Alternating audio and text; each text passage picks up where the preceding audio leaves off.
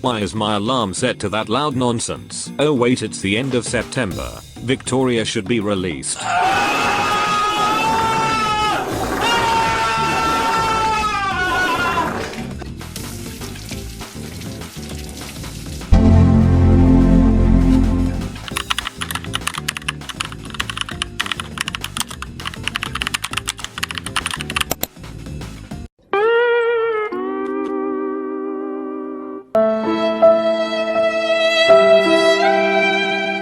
2,000 years later.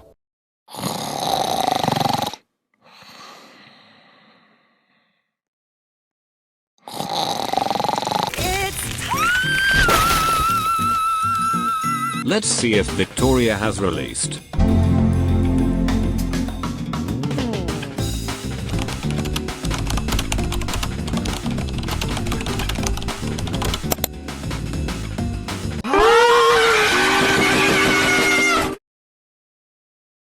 Hey guys. It's been a long time since I have uploaded. As everyone knows, Victoria has been on the works for about 3 years, but sadly, it hasn't been released yet. However, we will discuss what has been happening and the reasons behind the decision to return development to Croydon constantly, and why there have been no sneak peeks. We can also take a look at some previews while we are at it. So, the direct answer to this is that there's nothing to show, because there was mainly code to do. Except the fact that Wheat will be remodeling the 2009 stock.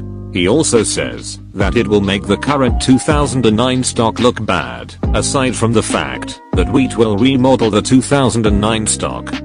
I can admit that there are some details that are missing from the current stock. I can't wait to see the update. Also, one thing to mention, somebody asked if code is the only thing left, and Overhead Wires replied saying, except from general quality assurance stuff, yeah. A lot of coding needs to be done though. Overhead Wires also mentioned that the final push is menu and gameplay implementation. Victoria is the side project, and Croydon is the main project, as far as I know. Croydon is the game that players play every day, so it would die without any updates. Sublivion also said there's no time frame, but it's still in development. We want to keep Croydon alive with updates as much as possible. It funds Victoria development after all, so it may take some time to release the game. That's why they work on Croydon more than Victoria. It's basically a side project. So, about 3 or 4 months ago, I had a chat with Sublivion about how things were coming along, and he mentioned that all the big stuff were done. He said they're just smaller tasks to be completed. A lot of small tasks. Emphasis on the a lot. You guys should be showing respect to the developers as they put a lot of work to this project instead of hating on them for taking so long to release the game. If you actually compare an old preview to the new one, you would see how much of a difference there is. The picture on the right looks much better. Anyway, I hope they continue to put in the hard work into their game, as we are all excited for the release. We'll watch a preview of a video first, followed by some images and my thoughts. First, let's look at the preview, which shows a quick drive from Victoria to Green Park.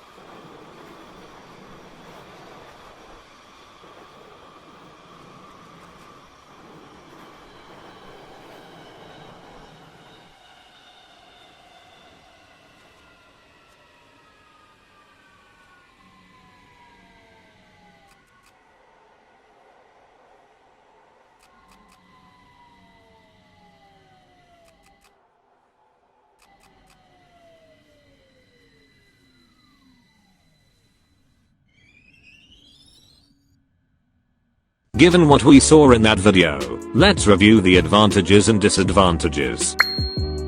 Let's start with the things that are good. The cab and overall game look much more realistic thanks to the improved textures. The sounds are also quite realistic, especially when the train is accelerating or running at normal speed. Now, onto the areas that could be improved. The braking sounds, while decent, don't fully capture the realism of how a train actually sounds when slowing down in real life. If you get what I'm saying, you would understand the sounds are good, but the way it slows isn't as realistic. Additionally, the tunnel sounds could definitely use an upgrade. Next we will look at our recent post from Victoria, which shows their progress. Before they took a long break from previews from March to September, but right now we haven't gotten a preview for 9 months. But anyway, this is what they said. Hello, here's a quick overview of where we are at with Victoria. Completed station overhaul work. Adapted lighting based off real world measurements for each individual station. Created the main flow of the UI. Developed the depot queue system. Enhanced tunnel textures. Implemented the junction and routing system. Custom built a reliable sensor system. Developed a brand new data store handling system. Refined train physics specific to each train. Created and textured 3 more trains and variants. Work is steady, but it's happening both here and in Croydon. I'd like to take this opportunity to reaffirm our commitment to the Victoria project. At the same time, game development is complex with many intricacies.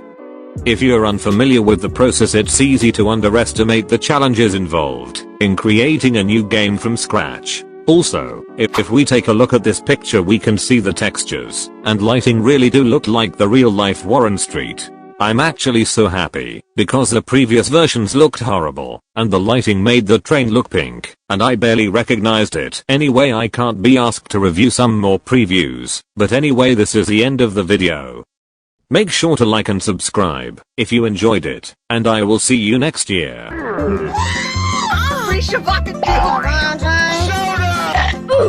Doug Dimmadome, owner of the Dimsdale Dimmadome. Bro, what are you talking about, man?